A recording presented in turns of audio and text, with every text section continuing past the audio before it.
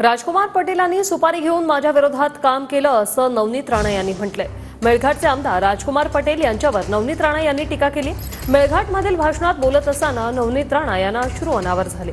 तर कुणी मला सुपारी दिली याचा पुरावा द्यावा असं राजकुमार पटेल म्हणतात। काही काम नाही, निवडणुका आल्या की साड्या वाटायच्या असं पटेल यांनी म्हटलंय।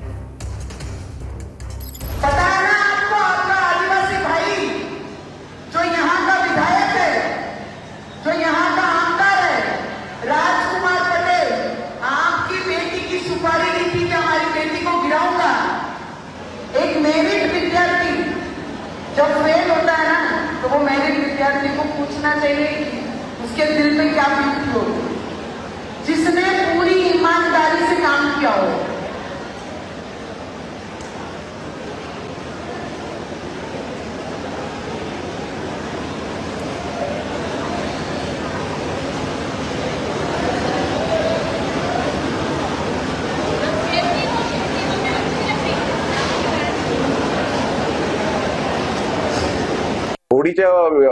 होडीमध्ये तुम्ही चपला बांधायचा